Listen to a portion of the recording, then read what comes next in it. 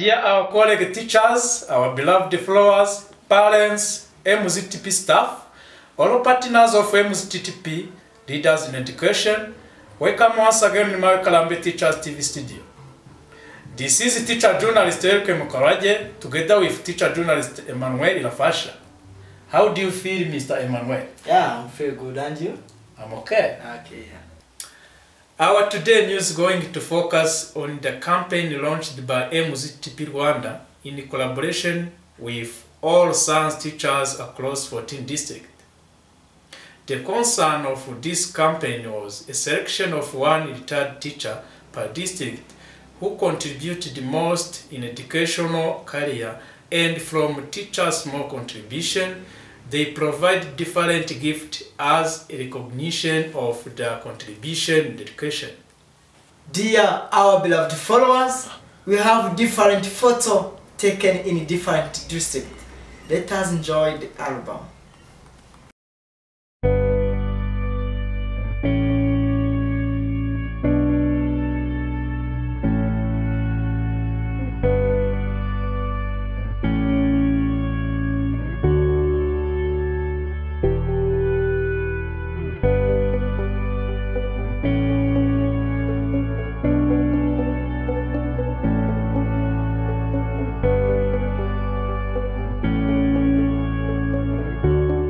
Thank you all science teachers for your contribution in terms of money and sharing with us the above photos.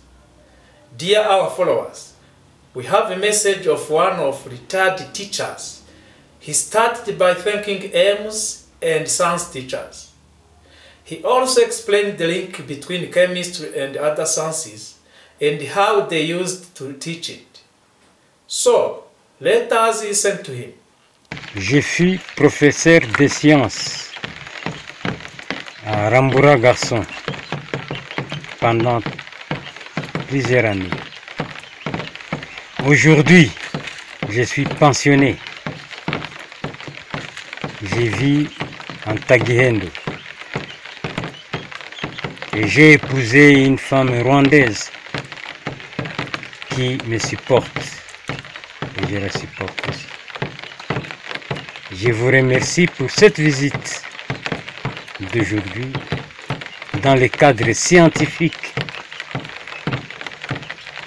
où nous apprenons surtout les mathématiques avant la biologie, avant la chimie, avant la physique, d'abord les mathématiques. Je fus professeur de chimie utilisant les mathématiques. Et je suis fort en sciences, très fort en sciences.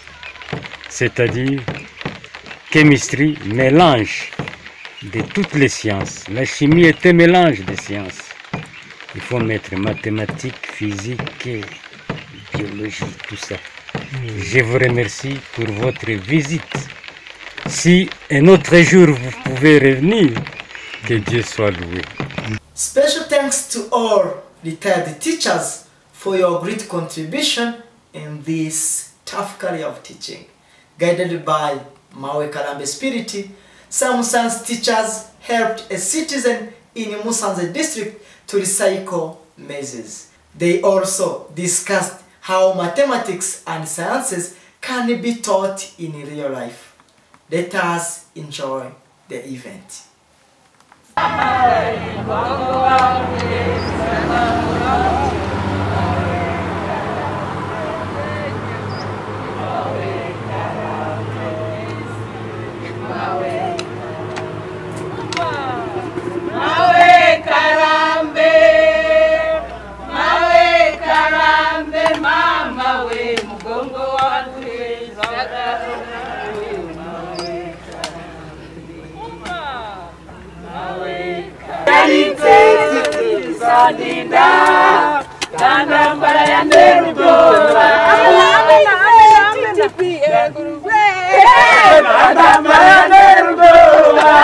So looking at how the sorghums are scattered, there is a place where they are denser and another place they are somehow scattered.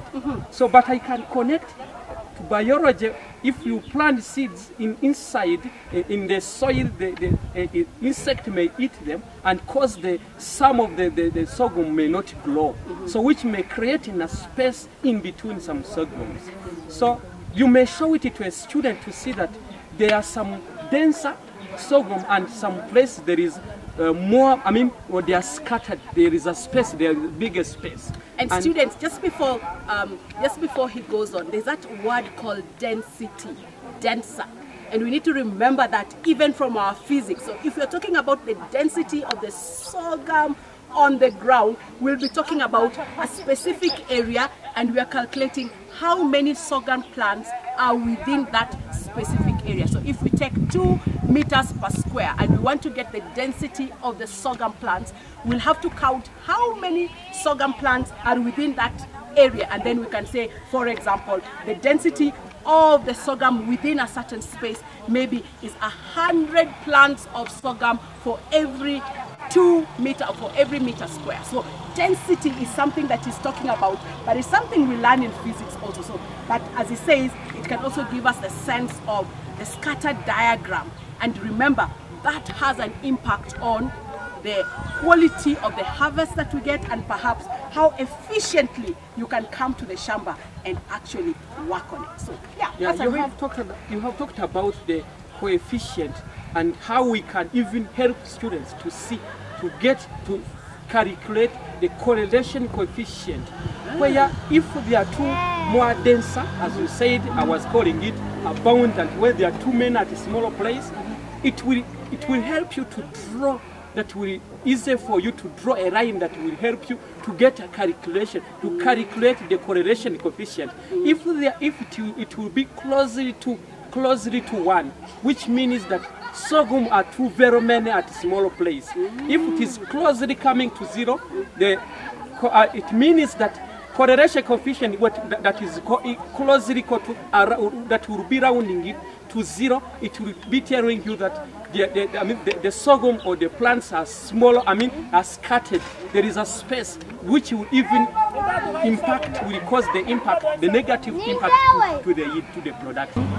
During this activity, it was a wonderful activity because the way we start with a line where we can bring the student and teach them the concept of how to make a straight line without using rulers. Even we can make our straight line during cultivating. That is the good reason when the students are able to see in real life how to make a line. Why do you think it is important that when we are planting, the plants are planted in a straight line, especially for this activity, and not, randomly? Because they could have been planted randomly and not in a straight line. How has the fact that the plants were planted in a straight line helped with this exercise? Okay, thank you very much. First of all, when we cultivate at the straight line, first of all, you complete your work at the same time. Also, you cannot... So it helps to bring order, because you can be able to determine that I'm starting from here and ending there. So it can help you with your planning and checking the progress in the digging process. So that's one advantage. Any other advantage for planting this in a straight line? Secondly, if you don't make a straight line, it may cause accident. True, because when we were here and we were all digging, we were digging all of us in a certain direction. So if they were all over, we could easily hit each other with this, okay? So the straight line helped us to create order that would allow many people to work at the same time on the shamba. Great. What else about the straight line? The second one, the way you are dig. This concept, it's about the projection. If you don't project in the right way, you can cut the plants. So actually another way of saying that is that when you're saying projection, the other way we're talking about is an angle. Like if I'm digging at this, I could make, first of all, I could make this angle, I could make that angle, but then you have to appreciate what angle to dig at so that you actually do not cut the plant. As a chemist, what I learned is, first of all, the chemical composition of the soil. As you know, volcanic soil, they are rich in some nutrients necessary for the plant growth. But as the land is cultivated many times, we need to use the organic and inorganic fertilizer so that the plant will grow very well and the soil will be more productive. Another concept I learned... Let me add something there about the organic. Part of the reason why when we were digging, we were burying some of the plants in the soil. The expectation is that weeds that have been buried in the soil will eventually ferment and become part of the organic fertilizer for the land. So the weed is not useless. If we understand the chemistry around fertilizers and organic fertilizers, we need, I mean, that's why we bury. We don't throw it out. We don't burn it. So that's very, very important. In the physics, when we talk about the size of this rock, it is difficult to use it, but when you use the smaller one, due to the area that we are using, it will be easy to dig. So, because the pressure depends on the area. Pressure, you remember the formula for pressure is force over area. So, the more the force, the smaller the area, the greater the pressure. So, you have to sharpen your hoe so that you reduce the area, so that when you don't have to put so much force to produce the pressure that is needed to help the digging take place. So that's one of the physics concepts. You said about the plant development. So this one,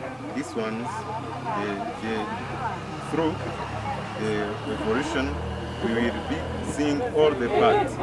If we are removing the other one, it will be easier to name all the parts of the plant, especially the three main type plant parts: the roots, the stem, and the leaves, which can be easily seen. And once we are learning from such a plant, you can see that we have all the parts seen clearly. So if this is removed, it may not affect other type of plant which are remaining over there, because this one is no longer important in terms of the productivity. Rather, will help the other plant, the remaining ones, to grow well. But also in class or in front of the runners, it will be easier to name and to understand the structure and part of the plant. And Daniel, look at that. Look at those roots. There are different kinds of roots that we learn in biology, right? Yes. Now, which kind of roots are these? Which ones are called? Is it the fibroids? I don't know. Fibrous root. Fibrous root. Sometimes other roots could be like taproot. You know. Yeah. So we can use this actually to demonstrate the different types of roots. And if you look at this in terms of adaptation, you can see that these roots are not very strong.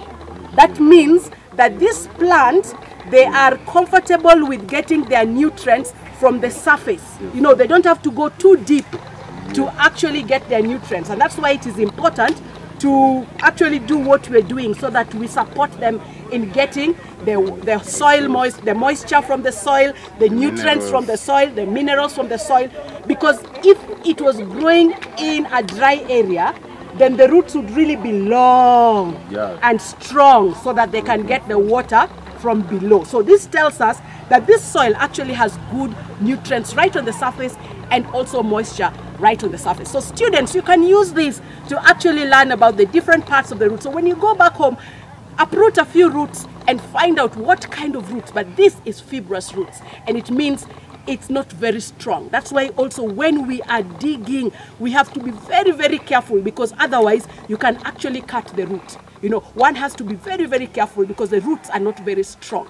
And that tells us that this actually just depends on nutrients that are right on top of the surface of the soil. And that's why it is important to keep weeding the soil coming to weed and to dig, so that we support or we help the roots in gaining the nutrients and the moisture that they need for growth. So that's something that also we can discuss in our classrooms, right? Yeah. Okay, so as we come to a conclusion, students, this was a special day of science teachers right in the garden. We had a great time working, but as we were working, we were identifying the science concepts that are right there. So tomorrow when you're drinking your sorghum or when you're eating your kaunga, please know that there's so much science that is in action producing the sorghum and the kaunga. So that tells you why it is important for you to go to school. Science is important, even for our parents as they go to the shamba. And one last lesson, what this whole exercise has helped us to understand is that biology, chemistry, physics, and mathematics are connected. They work together to help support our day-to-day life. Thank you, MSTTP Director Dr. Erin and all MSTTP staff. Special thanks to our beloved followers, and great thanks to our TV technician, Teacher Karambe Innocent, and our chief news editor, Martin Bikolimana. Dear our beloved followers, even if some people have been vaccinated against COVID-19, but coronavirus is still around as variant called Omicron. So, wear face mask properly, keep social distancing, and wash your hands regularly in order to save our lives. Together, we can. Bye-bye. Bye.